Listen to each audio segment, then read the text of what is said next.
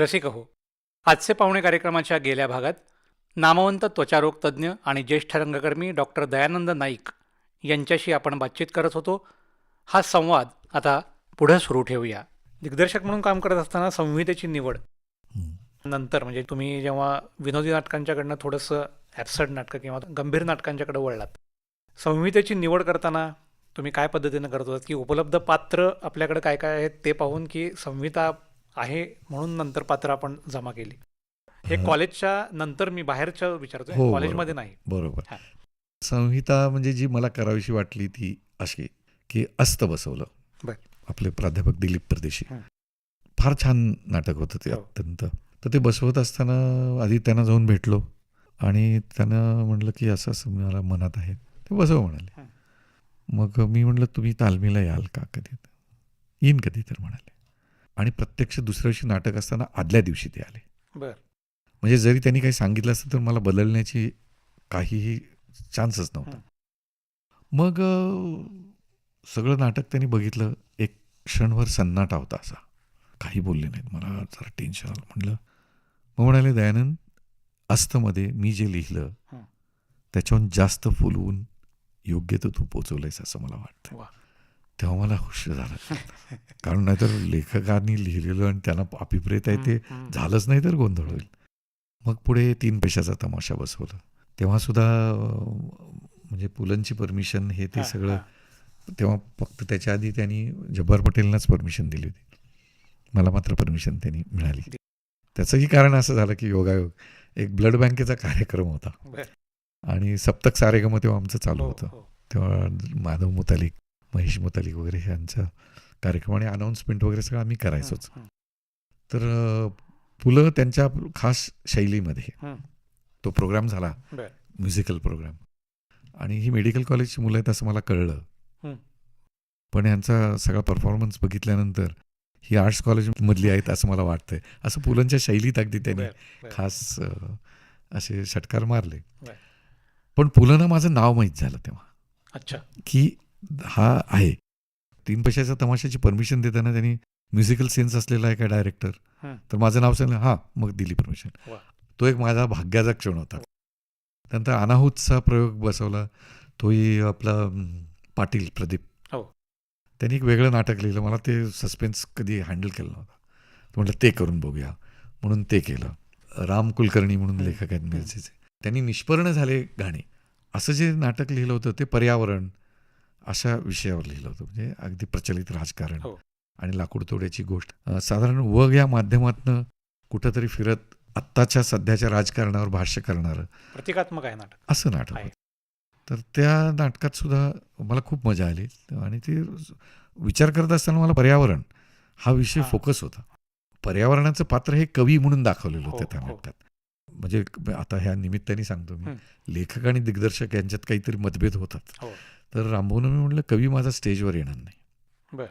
तो म्हटला, "हिरो स्टेजवर नाही? असं कसं काय?" हं. मला पटत नाही म्हणून आम्ही 6 महिने पुढं एकमेकांशी संपर्कात नव्हतो. बरं. मग परत भेट झाल्यानंतर मी म्हटलं, "माझं ऐकून घ्या तुम्ही." हं. म्हटलं, "कवीच्या कविता म्हणजे त्यातनं निराळ्या भावभावना आहेत. हो.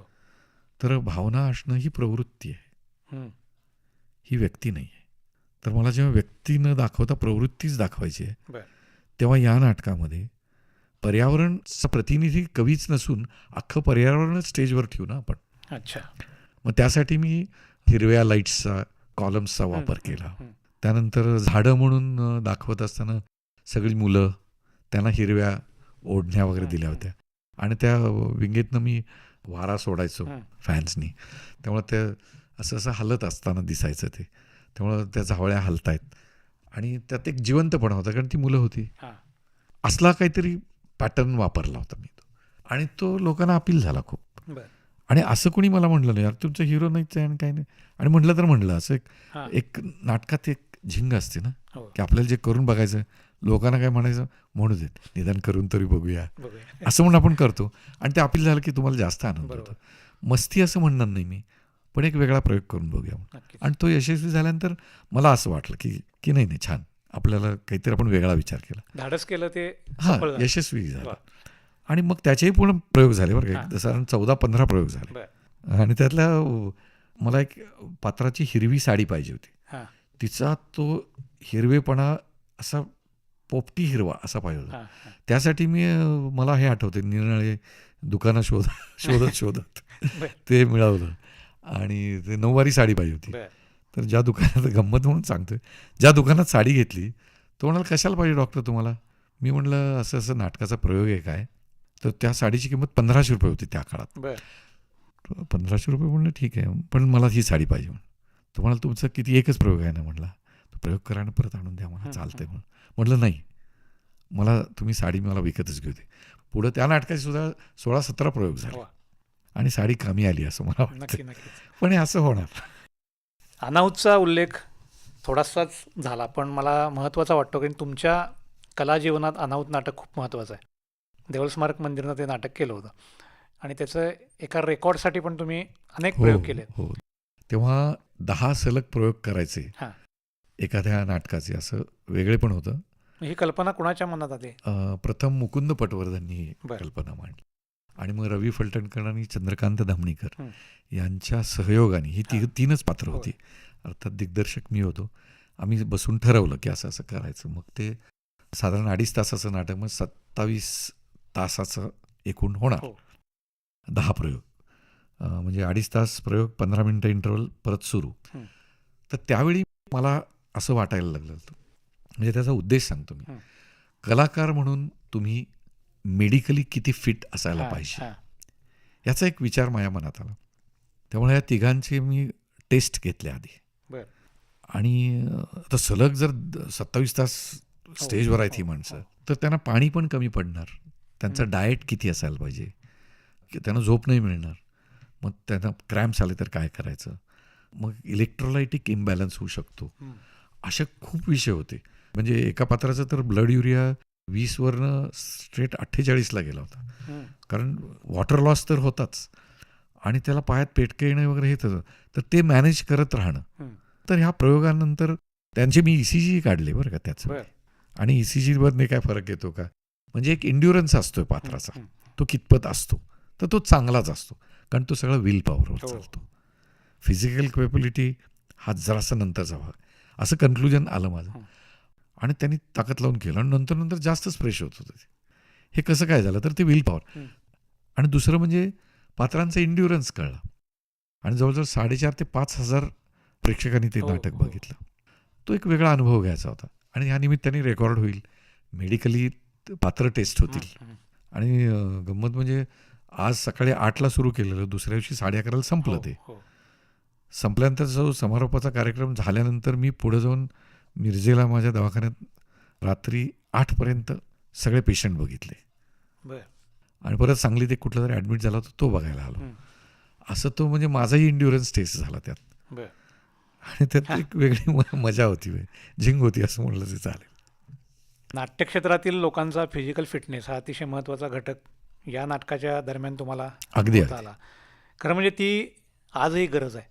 100% गरज आहे. बरोबर आहे की नाही, की व्यावसायिक रंगभूमीवरचे लोक आता त्यांचे सतत प्रयोग चालू असतात, पण हौशी रंगभूमीवरचे लोक ज्यांचं डाएट कदाचित प्रॉपर नसेल आणि आपल्या तालमी हम्म. त्याला काही वेळेची मर्यादा नसते, त्यामुळे प्रयोगाच्या वेळी तो कलाकार अतिशय फिट पाहिजे. बरोबर. तो थोडासा जरी अनफिट असेल तरी प्रयोगावर त्याच्या भूमिकेवर परिणाम होणार. नक्की होतो. तुम्ही काय सल्ला द्याल की काय साधारण मिनिमम हेल्थ कॉशियस कसं असलं पाहिजे किंवा काय पाळलं पाहिजे? म्हणजे प्रयोगाच्या वेळचं वेगळं हां. आणि तालमीच्या वेळचं हो. वेगळं. तालमी हे अत्यंत गंभीरपणे व्हावेत असं मला मनापासून वाटतं. तालमीमध्ये मोबाईल्स बंद. आत्ताही मोबाईल्स आल्यानंतर आम्हाला त्रासच व्हायला लागला खरं तर. पण मोबाईल्स बंद करून तालमी हे जरा अवघड वाटतं, पण तरी ते तशा असाव्यात असं मला वाटतं. अपेक्षा तरी असू देत नाही. पूर्वी मोबाईल नव्हते तेव्हा आम्हाला काही प्रश्न नसायचा. आणि माझी काय आता भूमिका नाही आहे हां. म्हणून मी जर फिरून येतो असं नाही पाहिजे. आणि काय तुमचं कॉन्सन्ट्रेशन पाहिजे ना शेवटी. बरोबर. शेवटी भूमिका तुम्ही जेव्हा करता तेव्हा तुमच्यात कुठली तरी एक कॅरेक्टर घालायची आहे ना मला. हं. तर तुम्ही तिथनं नष्ट व्हायला पाहिजे, मग मी काहीतरी भरणार त्यात. बरोबर. असंच आहे ना. होय. म्हणजे ती समाधी लागल्यासारखं व्हायला पाहिजे त्याचं आणि ते रोज व्हायला पाहिजे. हं. पीक पिरियड असतो तुमच्या हार्मोन ह्याच्या, त्याची पण सवय असावी. हं. म्हणजे समजा प्रयोगाची वेळ संध्याकाळी 7 हं. ते 10 अशी असेल तर तालमीला संध्याकाळी 7लाच तुम्ही रोज सुरू व्हा. म्हणजे तुमचं एक क्लॉक बसतं. प्रयोगाच्या वेळी आधी एक अर्धा ते पाऊण तास तुमचं काहीतरी खाणं पिणं झालं पाहिजे. एवढंच पाहिजे की जिथं ढेकर नाही यायला पाहिजे. म्हणजे तेलकट बिलकट असं खाऊ नयेच. हे पाळलंच पाहिजे. श्वासाचे त्यांनी व्यायाम करावेत सकाळी. मग हे प्राणायाम असेल किंवा साधे साधे व्यायाम करावेत की ज्याच्यात तुमची बॉडी तुमच्या कंट्रोलमध्ये आहे. कारण अनेक कलाकार असं की मला आता प्रयोग आहे, काही खायला नको असं करतात, अजूनही करतात. हो हो. पण ते चुकीचं आहे. कसं होतं, जेव्हा तुमच्या मेंदूत जास्तीत जास्त कॉन्सन्ट्रेशननी तुम्ही एखादी गोष्ट करता, तर ब्रेन ही अशी गोष्ट आहे की जी ॲक्टिव्हेशनसाठी फक्त ग्लुकोज वापरते. दुसरं काही ते वापरच करू शकत नाही. तर ग्लुकोज कमी झालं म्हणजे हायपोग्लायसिमिया चुकून झाला तर तुमच्या मेंदूवर सगळाच परिणाम होतो. मेमरी जी नाटकासाठी गरजेची आहे, तुमचा व्हॉल्यूम तो गरजेचा आहे, सिक्वेन्सिंग आठवणं गरजेचं आहे, डायलॉग्स आठवणं, ही सगळी हायर सेंटर्स आहेत ना, ती कॉम्प्रोमाइज होतात. आणि ती एकदा कॉम्प्रोमाइज झाली की नाटक खाली यायला लागतात. आणि मग तुमचा टेम्पो जसं पाहिजे, जितकं पाहिजे, ज्या जोशात पाहिजे, तो जोश हरवून तुम्ही करायला लागता. तो हरवलेला असतो. बरोबर. म्हणजे मर्म हरवलं पण कंप्लीट झालं. आणि म्हणजे मी मारून नेतो, ऐनवेळी करतो, हा आजार आहे नाटकाच्या दृष्टीने, माझ्या दृष्टीने. म्हणजे मी नंतर घेतो, नाटकात नंतर नाही, नाटकात फक्त आत्ताच, हा धडा त्यांना द्यायला लागतो. हे तू असं असं चालून दाखव, हे वाक्य असं असं घे, मी नंतर घेतो, नाही येईपर्यंत घे, अशीच तालीम व्हायला पाहिजे. बरोबर. बरं, इम्प्रोव्हायझेशनला तुला वेळ आहे, बेस लाईनला तरी आधी पास हो, पहिलं यायचं नंतर बघू. तर त्यांचा एक तो विलिंगनेस असतो की I want to do this character, मला हे काम करायचं आहे आणि मला ते करून दाखवायचं आहे. अशी त्यांची मानसिकता निर्माण करणं हे दिग्दर्शकाचंच काम असतं. काही वेळेला नो कॉन्फिडन्समधनं कॉन्फिडंट लेवलला आणतो, तर बऱ्याच चुका करत असतात. त्याही मी सहन करतो असं नाही, पण मला माहीत असतात त्या चुका. तर त्यावेळी इतर टीम मेंबर्स असतात, ते काही काही मतं देतात द्यायला, अरे असं कर तसं कर. तर त्यांना हे सांगता येत नाही की अरे डायरेक्टर आहे, तो सांगतोय, ही पथ्य त्यांनी पाळली पाहिजे. ते सोपं करून सांगायला जातात. किंवा हे चाललंय ना, तो समोरचा माणूस बोलतोय, मी ऐकून घ्यायचं आहे, हे कळलं पाहिजे. मी मगाशी म्हटलं ना की तुमच्यातला मी हा फक्त भूमिका करण्यापुरताच जागा राहायला पाहिजे. समजा मी संभाजी महाराज करतो, तर माझ्यातला मी फक्त संभाजी करण्यापुरताच पाहिजे. तुमचा रंग उतरवला की तुम्ही नॉर्मल माणूस व्हायला पाहिजे. एंट्री ही फक्त विंगेतनं आत येणं नव्हे, एंट्री ही एखाद्या कॅरेक्टरनी तुमच्या शरीरात घेतलेली असली पाहिजे, ती खरी एंट्री. मग हे सगळं मला पटत नाही की मी बेभान झालो होतो, मला भान राहिलं नाही, हे काय म्हणजे तो खरा नाटकातला माणूस नव्हे असं मला वाटतं. हौशी रंगभूमीवरचाच एक विषय चालू आहे म्हणून प्रश्न असा विचारा वाटतो की राज्यनाट्य स्पर्धेत आपली सुरुवात कशी झाली? BM चौगले सर, म्हणजे मी कॉलेजची माझी नाटकं ते बघायला यायचे. असतची त्यांनी आयडिया काढली प्रथम, बसूया म्हणले. म्हटलं मला जमायचं अवघड आहे, स्पर्धेतलं मला काय माहीत, तुम्ही बाकी काही करू नका म्हणले, ते आपण करायचंच आहे. मग ते केलं आम्ही. तर स्पर्धा म्हणजे काय मला माहीत नव्हतं त्याच्या आधी, पण स्पर्धेत काय करायला पाहिजे मी अनुभव जो घेतला तो 3 पैशाचा तमाशात घेतला. स्पर्धेचं गणित आर्थिक नव्हे, नुसतंच गणित असं. तर स्पर्धेचं गणित काय ते मला कळलं. मग त्याच्यात काव्य पाहिजे, संगीत पाहिजे, लाईट्सचा इफेक्ट सुंदर घेता यायला पाहिजे, नेपथ्य आकर्षक असलं पाहिजे, काही वेळा अनावश्यक जरी वाटलं तरी लोकांसाठी मारून न्यायला असं पण काही करायला लागतं. तर ते सगळं त्यात मी करून बघितलं आणि त्यात यशही मिळालं. म्हणजे नाटक झाल्यानंतर पहिलं कुठलं, 3 पैशाचा तमाशाच, अशीच चर्चा होती थिएटरमध्ये, बाकी चर्चा नव्हती. हे असं जेव्हा अनुभवलं तेव्हा त्याचं गणित घालत घालत मी मग अनाहूतचा प्रयोग झाला माझा, हे पण नाटक पुढं गेलं माझं, वृंदावन. म्हणजे मध्ये 4-5 वर्ष गॅप होती माझी, पण बरीच नवीन मुलं मला भेटली आणि ते तुम्ही करायला पाहिजे. मग मी त्यात इन्व्हॉल्व झालो. पण ऐकल्यावर वाटलं मला की हे काहीतरी वेगळं लिहिलं आहे. मग मी ते घेतलंच आणि मग तालमीला जायला लागल्यानंतर जी इन्व्हॉल्वमेंट वाढत चालली त्यात आणि नाटक दिसायला लागलं, खोलायला लागलं आणि शेवट काहीतरी बदलायला पाहिजे. इरफानच्या परवानगीने तोही मी बदलून घेतला. इरफानलाही तो अपील झाला, त्याने अत्यंत मोठ्या मनाने ते स्वीकारलं कारण त्यांनी ते लिहिलेलंच होय, होतं. होय. त्याचंही मत असं झालं की ह्याच्यात खूप स्पेसिस त्यालाही सापडत होत्या, कारण तो बसवण्याच्या प्रोसेसमध्ये आला होता. It was a workshop for the team. Even मला सुद्धा खूप शिकायला मिळालं बरोबर. त्यात. म्हणजे नवीन माणसांना करत असताना एस्टॅब्लिश्ड माणसांना काय करायचं, हे सगळं करत होतो मी. त्यांचा उत्साह, आता बऱ्याच विधवा वगैरे होत्या त्यात. होय. एक मुलगी एक तालमीमध्ये आली आणि म्हणली, सर एक काम आहे. म्हटलं काय बोल. तर आज मी कुंकू लावलं तर चालेल का तालमीला. म्हटलं का, आज काय नाही, आज लग्नाचा वाढदिवस आहे म्हणून. म्हणजे ही इन्व्हॉल्वमेंट मला दिसली हां, त्यांच्यात. नाहीतर त्या विधवा पांढऱ्या हो, साडीमध्ये येणं, रोज त्यांनी जसा की प्रयोग आहे अशाच तालमी करत होतो मी. हं. आणि मी इंटरफिरन्स न करता नोट डाऊन करून तो प्रवेश घ्यायचो आणि त्यातले बारकावे सगळे सांगायचो. बरोबर. अशा पद्धतीने लेअर बाय लेअर जेव्हा जायचो तेव्हा खूप जास्त चांगला येईल येतो. म्हणजे आज एक लेवल दिली, उद्या ते इम्प्रोव्हायझेशन, हळूहळू म्हणजे असे कलर्स भरायला पाहिजेत. हां, हां. एस्टॅब्लिश्ड नट काय असतात, ते त्यांच्या प्री अफेक्टेड आयडियाज घेऊन येतात. हं, हं.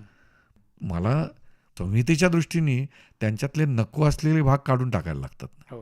म्हणजे कोरीव काम जास्त होय, होतं ते. बरोबर. आणि ज्या कोऱ्या पाट्या आहेत नटांच्या, त्याच्यात मला रंग भरायला लागतात. ते जरा सोपं असतं, बरं. कारण त्यांच्यात इगो कमी असतो, शिकायची इच्छा असते. एस्टॅब्लिश्ड नट हा शिकलेलाच असतो, त्यामुळं त्यांना हँडल करण्यासाठी इगो क्लॅश न होऊ देता, म्हणजे इथं डायरेक्टर म्हणून कम्युनिकेशन स्किल हं.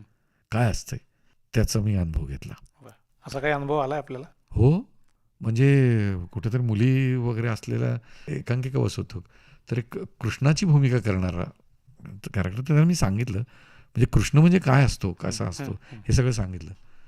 त्यांनी मला काडकन सांगितलं एकदम, की ते पोरीबाळींवर इम्प्रेशन मारायला तुम्ही सांगताय काय मला. बरं. म्हटलं यार तसं काही संबंध नाही, नाही काय असेल ते मला आत नेऊन सांगायचं. म्हटलं इतका इगो बरा नाही, पण हे मी त्याला नाही सांगितलं. अच्छा. म्हटलं हो बरं, okay, I will follow that. मी तुझं हे फॉलो करेन. याचा अर्थ मला एक कळला की व्यक्ती म्हणून हा अजून तो व्यक्तीच आहे, हं. कॅरेक्टरमध्ये गेलेला नाही नाही गेलेला. आणि जाऊ शकत नाही. म्हणजे नट म्हणून तो खाली गेला. मी काय शिकायचं आहे, म्हणजे I am allowing myself, हं. Submitting myself to the character. वा. हा त्यांच्यात भिनवायला लागतं.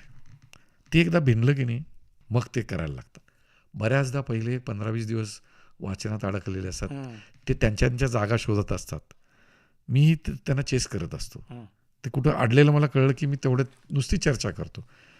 आणि मला असंच वाटतं, पूर्वी मी बसवायचो जे, ते असं असं कर, हा हात असंच कर, इथं चालव, 3 स्टेप चालव. पण मला असंही लक्षात आलं की ती थोडी मशीन्स होतात त्यांची, हां, हां. ती होऊ नाही द्यायची, मेकॅनिकल व्हायला नाही. मेकॅनिकल नाही व्हायला पाहिजे.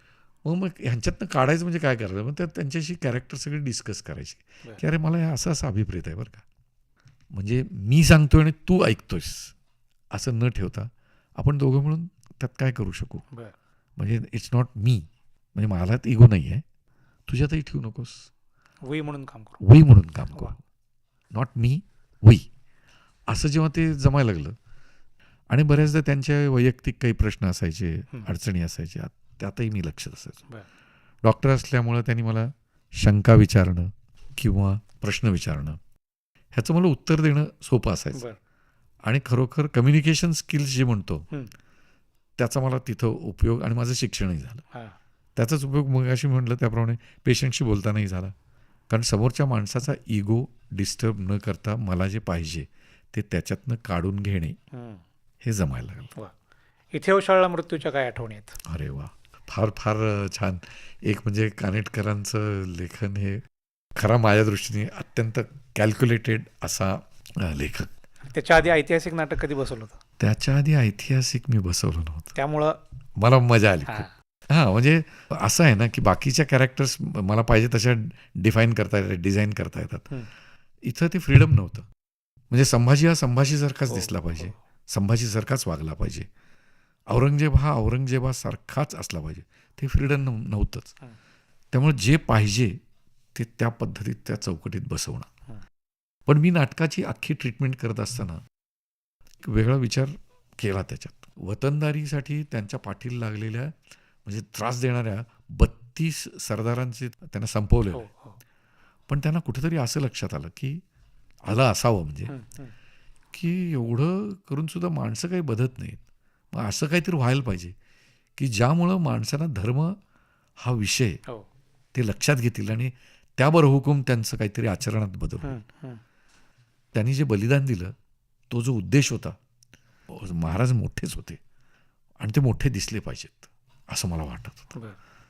म्हणजे त्यांनी केलेल्या त्यागाची उंची इतकी अफाट होती की ती दिसलीच पाहिजे. तर मी तसं प्रेझेंट केलं होतं आणि ते एवढे हाल अपेष्टा सोसून त्यांनी धर्म बदलला नाही. त्यांच्या त्या वागणुकीतनं त्यांनी दिलेला तो मेसेज आहे, तो मला दाखवायचा होता, तो मी दाखवला. म्हणजे दिग्दर्शन करताना हाच विचार सतत तुमच्या मनात होता की हे सतत मला होता. काय दाखवायचं आहे. अगदी नक्की होतं. वा. एका धर्मनिष्ठ माणसाने केलेला त्याग, समर्पण, बलिदान, त्याची उंची काय ते दाखवायचं होतं. तसंच ऐतिहासिक नाटक करण्याची माझी एक खुमखुमी होती, ती पण बरं. त्यानिमित्ताने पूर्ण झाली. बरं, व्यावसायिक पण गेलं, म्हणजे जवळजवळ बुकिंगही इतकं छान मिळायचं. हो. पण ती सगळी कृपा महाराजांची. आणि आणखीन एक मला आठवण सांगावीशी वाटते की टाकळीकरांनी औरंगजेब छान उभा केला होता. संभाजी तर अप्रतिम व्हायचा. इचलकरंजीला एक प्रयोग लागला होता आणि त्यांना बेल्स पाल्सी म्हणजे चेहऱ्याला एक थोडंसं पॅरालायसिस झाल्यासारखं औरंगजेबाची भूमिका करणाऱ्या पात्राला झालं. 6 दिवसाचा वेळ होता माझ्याकडे. तर दिवसभर दवाखाना करायचा आणि संध्याकाळी 6 पासून रात्री 1 पर्यंत तालमी करायच्या. असं 6 दिवस मी औरंगजेब पाठ केला आणि इचलकरंजीच्या प्रयोगात मी औरंगजेब केला. कारण त्यावेळी सुद्धा 65,000 बुकिंग झालं होतं. म्हणजे तो अनुभव फार, म्हणजे काही वेळेला असं होतं ना की तुम्ही दिग्दर्शक म्हणून जरा पडद्याच्या दूर असता, विंगेत फिरता, इकडं करता, पण परत स्टेजवर अशा वेळी जायला लागणं ही फार मोठी परीक्षा असते असं मला जाणवलं. नट म्हणून आपल्या क्षमता काय आहेत ते एकदा बघितलं पाहिजे. मग मी स्वामी या देहाचा, आम्ही त्या विषयाकडे येणार होतो. बरं. कारण ती जी भूमिका आहे ती पण वेगळी होती. त्याच्या आधी मला असं वाटतं की तुम्ही दिग्दर्शक म्हणून समोरून नाटक बघता आणि जेव्हा तुम्ही स्टेजवरनं समोर बघता, मानसिकतेत खूप फरक आहे. खरंच फरक आहे. मी स्वामी या देहाचा म्हणजे इच्छामरण हा विषय होता. जेव्हा नाटक लिहिलं गेलं तेव्हा तो विषय तसा, म्हणजे आता परवाचं वर्डिक्ट जे आलं आहे त्याप्रमाणे बदलायला लागले सगळं, पण तेव्हा तो काळ वेगळा होता. तर त्याच्यामध्ये मी जी पेशंटची कॅरेक्टर केली, तो वरनं पडतो 60-65 फुटावरनं आणि त्याच्या मानेखालचा सगळा भाग हा अचेतन झालेला आहे. त्याला संवेदना नाही, हलवता येत नाही. तर संपूर्ण तेवढा 2.5 तास, पावणे 3 तास व्हीलचेअरवर किंवा ICUत. त्यामुळं अभिनय करत असताना फक्त चेहरा आणि स्पीच, हातपाय हलवायचेच नाहीत, कारण त्याला पॅराप्लेजिया झालेला आहे. No movement is a body language. त्यामुळे फक्त चेहरा आणि चेहऱ्यावर सतत ते कारुण्यही दिसलं पाहिजे, पेशंटची वेदनाही दिसली पाहिजे, असहाय्यता पण आहे, असहाय्यता होती. हे सगळं असं गोळाहून यायचं. आणि मला तो जगवणारा डॉक्टर विवेक देशपांडेंनी तो केला होता आणि रवी कुलकर्णींनी वकिलाचं काम केलं होतं. तर थीम ही छान होती ती. तो डॉक्टर मला जगवायचा प्रयत्न करतोय आणि मला मरायचं आहे. तर मी म्हणतो की मला मरू दे, काय माझा आता उपयोग नाही. तर डॉक्टर म्हणतो की तुला जगवणं हे माझं कर्तव्य आहे. मग मी माझ्या त्या वकील मित्राला बोलवतो आणि सांगतो की मला मरायचं आहे. काय तो म्हणतो सोपं आहे, लिगली मला या डॉक्टरची ट्रीटमेंट घ्यायची नाही, माझ्या इच्छेविरुद्ध तू ट्रीटमेंट देऊच शकत नाहीस असं म्हणता येतं. तर तसं एक ॲफिडेव्हिट करूया म्हणतो आपण. आणि तो वकील करतो ॲफिडेव्हिट. मग ते कोर्टाचा सीन आम्ही फक्त ह्याच्यातच घेतल्यासारखं घेतलं, साऊंडमध्ये, आणि तो सोडून जातो तिथे. मग आणि माझी ट्रीटमेंट संपल्यानंतर मी मरणार असंच होतं. तर माझा मृत्यू झालाच असं होतं. तर मी माझं एक इच्छापत्र लिहिलेलं असतं. तर माझी सगळी प्रॉपर्टी जी आहे ती मी त्या डॉक्टरच्या नावाने लिहून दिली आणि 500 रुपये वकिलाची फी दिली असं मृत्यूपत्रात होतं. आणि त्या इच्छामरणावर त्याचं खूप छान भाषा अनिल बर्वेने केलं. तुम्ही आत्ता म्हणाल की आपल्याला फक्त चेहऱ्यावरनं एक्सप्रेशन त्या नाटकात तुम्हाला त्या भूमिकेत दाखवायचे होते, आणि एक्सप्रेशन आपल्याला सिनेमा असता किंवा कॅमेरा असता तर क्लोजमध्ये दाखवला असता. 26व्या-27व्या रांगेपर्यंत मी चेहऱ्यानं बोलतोय हे लोकांना कळण्यासाठी त्या भूमिकेचा तुम्ही कसा विचार केला किंवा तुम्ही काय मेहनत केली? म्हणजे मला मानेच्या वरती हलवणं हे शक्य होतं. तर माझ्या डोळे मिटणं आणि उघडणं, तसंच मानेला एक मुवमेंट सुरू ठेवणं, हं. ह्याच्यावरनं तेवढी बॉडी लँग्वेज मी दाखवू शकत बर होतो. बर. आणि नेहमीपेक्षा जराशी लाऊड एक्सप्रेशन द्यायला लागायचे, हां. हे मात्र नक्की आहे. म्हणजे रडायचं असेल तर आवाजातनं रडू नकोस, पण चेहऱ्यावरनं जे आपले मॅलर मसल्स म्हणतो किंवा नेझोलिबेल फोल्ड्स, त्यांना उचलून घेऊन रडणं हे इफेक्टिव्ह होतं स्टेजवर. बरोबर. तर ते मी करायचो तेव्हा. पण माझी कणखरताही होती मानसिक. ती दाखवताना मी नजर वरती उचलायचो हं. आणि लाईट अरेंजमेंट अशीच ठेवली होती की माझे डोळे दिसावेत. हां. अर्थात त्यात माझं काही स्किल नव्हतं, लाईटवाल्यांचं ते स्किल होतं. पण त्यांनी मला त्याची कल्पना होती की हा लाईट असा असा घ्यायचा. हां. दिग्दर्शक म्हणून, नट म्हणून लाईट कसा घेतात हे मला माहीत होतं, त्यामुळं तो लाईट मी घेऊ शकत होतो. हं. हं. फक्त त्याची अरेंजमेंट इतकी करायला लागली की मग मी ICUत असताना बरोबर. किंवा चेअरवर असताना मला हलायला परवानगी नव्हती. त्यामुळं स्पॉट स्पेअर ठेवणं, इमर्जन्सीत तर खुर्ची नीट नाही लागली तर, हे सगळं त्यांनी विचार केला. बरोबर. पण मला लक्षात घेऊन केला तो, ह्याला महत्त्व. त्यामुळे डोळ्यांवर खूप आणि मानेवर हं. त्याचा विचार मी तो पोचवू शकलो असं मला वाटतं. रसिक श्रोते हो, आजचे पाहुणे या कार्यक्रमात नामवंत त्वचारोग तज्ज्ञ आणि ज्येष्ठ रंगकर्मी